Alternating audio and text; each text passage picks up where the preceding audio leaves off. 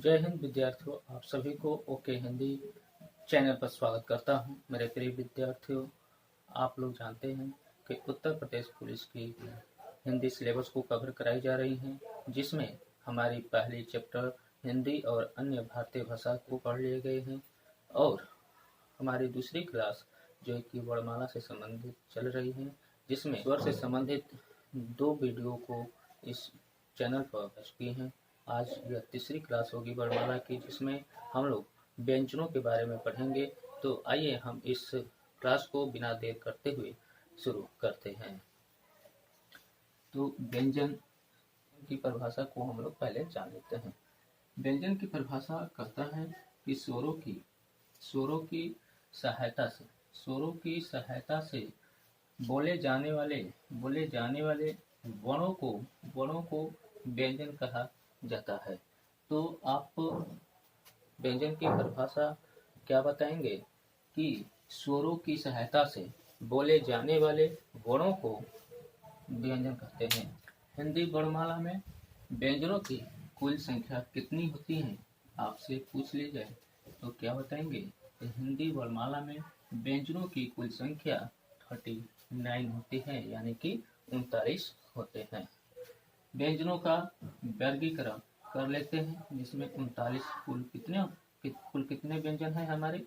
कुल संख्या इनकी 39 है। इन 39 को यहाँ पर वर्गीकरण कर लेते हैं। आइए वर्गीकरण कर देख लेते हैं कि कौन सा व्यंजन किस नाम से जाना जाता है। जैसे कि स्पर्श व्यंजन, यहाँ पर पहला दिया है स्पर्श व्यंजन। स्पर्श व्यंजन जिनकी संख्या कुल 25 होती है। यह कहाँ से कहाँ तक होती है? यह क से लेकर यह क से जो कि म तक होते हैं इनकी संख्या। दूसरा है अंतस्थ व्यंजन जिनकी संख्या 4 होती है। वह कौन कौन सी हैं? यह है, र है, ल है, व है। यह 4 जो शब्द हैं, यानी कि जो 4 ये व्यंजन हैं, इनको अंतस्थ व्यंजन के नाम से जानते हैं। आइए उसमें व्यंजन जिनकी संख्या 4 होती है वह कौन कौन से हैं? तालव्य स, मूर्धन्य स, दंती स और ह। तो इन तीनों शब्द के जो कि उच्चारण के आधार पर इनका नामकरण किया गया है। क्या है? तालव्य स है, मूर्धन्य स है और दंती स, और ये ह जो उसमें व्यंजन कहलाते हैं। संयुक्त व्यंजन की संख्या 4 होती है। संयुक्त व्यंजन की संख्या कितनी होती है? तो 4 होती है। आइए इनके बारे में जान लेते हैं कौन कौन सी वो है। कक्षा, त्र, ज्ञ और श्र, यह जो कि संयुक्त व्यंजन कहलाते हैं। इनके बारे में जो कि हम लोग और भी आगे जैसे जैसे बढ़ेंगे उनकी डिटेल के बारे में जानेंगे। द्विगुण व्यंजन जिनकी संख्या 2 होती है। द्विगुण व्यंजन जिनकी संख्या 2 होती है, इसे उत्क्षिप्त व्यंजन के भी नाम से जानते हैं। तो इसके आगे में जो है कि हम लोग पढ़ेंगे, जैसे कि ड हो गया और ढ हो गया। इनके नीचे जो कि नुक्ता लगता है, जिसे द्विगुण व्यंजन के नाम दिया जाता है। आइए स्पर्श व्यंजन के बारे में हम लोग जान लेते हैं, जिनकी संख्या 25 होती है। जिन व्यंजनों को उच्चारण करते समय हवा मुख के किसी न किसी भाग को छूकर निकलती है, उसे स्पर्श व्यंजन कहते हैं। तो स्पर्श व्यंजन जिन व्यंजन का उच्चारण करते समय उच्चारण करते समय हवा के किसी न किसी भाग को छूकर निकलती हैं, उसे स्पर्श व्यंजन कहते हैं। यानी कि जब बोलेंगे स्पर्श व्यंजनों को तो क्या होगा? वो जो हवा निकलेगी वो जो कि किसी न किसी मुख के भाग को छुएगी, उसके बाद जो है कि वो निकलेगी। तो उसी को हम लोग स्पर्श व्यंजन कहते हैं। जिसकी क से लेकर म तक जितने भी व्यंजन हैं, उसे स्पर्श व्यंजन का नाम दिया गया है। आइए स्पर्श व्यंजन का उच्चारण क्रम हम लोग जान लेते हैं। तो उच्चारण क्रम इनका होता है कंठ के बाद जो है कि मूर्धन्य का क्रम आता है। मूर्धन्य के बाद जो है कि तालु का क्रम आता है और तालु के बाद दंत का क्रम आता है और दंत के बाद जो है कि ओष्ठ का क्रम आता है।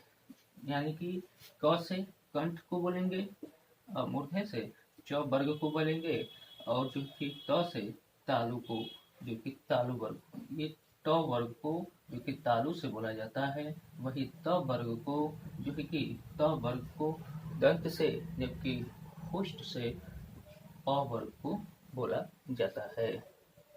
आइए हम लोग जानते हैं दूसरा अंतस्थ व्यंजन जिनकी संख्या 4 होती है। आइए इनके बारे में हम लोग जान लेते हैं कि जिन व्यंजन का उच्चारण स्वर व व्यंजन के मध्य होता है उसे अंतस्थ व्यंजन कहते हैं। उन्हें क्या कहते हैं? अंतस्थ व्यंजन कहते हैं। वो कौन कौन से व्यंजन है? तो य है, र है, ल है, और वह जो व्यंजन है वो क्या है? यह स्वर और व्यंजन के मध्य जो कि वो बोले जाते हैं।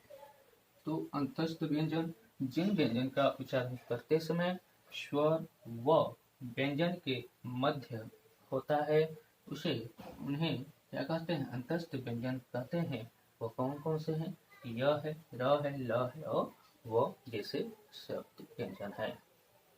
आइए हम लोग जान लेते हैं कि र को कहा जानते हैं, र को जानते हैं किन किन नामों से जानते हैं।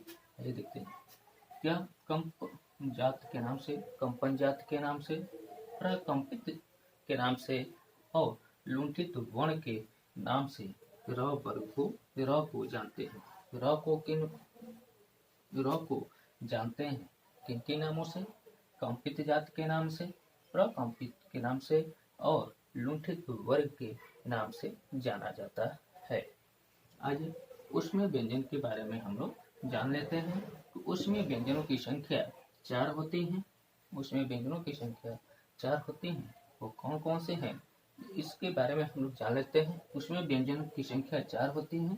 उच्चारण करते समय यानी कि उसमें व्यंजन के उच्चारण करते समय हवा मुख के किसी स्थान पर रगड़ जब होगा किसी चीज का तो क्या होगा? उसमें वहां पैदा होगा, तो उसी को उसमें व्यंजन कहा गया है। उसे को हम क्या कहते हैं? उसमें व्यंजन कहते हैं। यह कौन कौन से जो कि वर्ण है? तल्वी श है, मूर्धन्य श है, दंती श है, और ह। तो हम इन तीनों श को जो कि उच्चारण के आधार पर नाम इनका याद रखेंगे, क्योंकि इससे उच्चारण काल में जो उच्चारण में हम लोग से पूछ ली जाती है कि इस स को कौन सा स बोलते हैं या किस कैसे बोला जाता है। तो इसे जो कि कैसे बोला जाता है? तालु से। इसे किसे कैसे बोलते हैं? मूर्धा से। और इसे दंत से बोलते हैं। और ह जो है कि क्या है हमारा उसमें व्यंजन में आते हैं। ह को भी बोलते समय क्या होगी? मुख में जो हवा का मुख में क्या होगा? रगड़ होगा, और उसके बाद जो कि बाहर वो हवा निकलेगी। तो इसलिए उसमें व्यंजनों को जो कि कहे। आइए अब हम लोग जो कि संयुक्त व्यंजन के बारे में जानते हैं। जो व्यंजन 2 व्यंजनों से मिलकर बना होता है उसे संयुक्त व्यंजन कहते हैं। आइए हम उन चारों के बारे में जान लेते हैं। जैसे कक्ष होता है, त्र होता है, ज्ञ होता है, और श्र होता है। तो आइए यह कक्षा जो है किन किन 2 व्यंजनों से मिलकर बना है? तो आधे क और मूर्धन्य श से मिलकर जो कि यह बना है कक्षा। त्र का निर्माण आधे त और र के मेल से जो कि होता है। आई ज्यों का निर्माण कैसे होता है? आधे ज और यों के मेल से जो कि ज्यों का निर्माण होता है। श्र का निर्माण कैसे होता है? तो ये तल्वी श और र के मेल से श्र का निर्माण होता है। तो आप जो है कि समझ चुके होंगे कि संयुक्त व्यंजन किसे कहते हैं। तो 2 व्यंजनों के मेल से बना होता है। वो कौन कौन से हैं? तो कक्ष, त्र, ज्ञ और श्र है। कक्ष का निर्माण आधे क और मूर्धन्य श से मिलकर होता है। त्र का निर्माण आधे त और र से मिलकर होता है। वही ज्यों का निर्माण आधे ज और यों से मिलकर जो होता है। श्र का निर्माण तल्वी श प्लस र के मेल से जो कि होता है।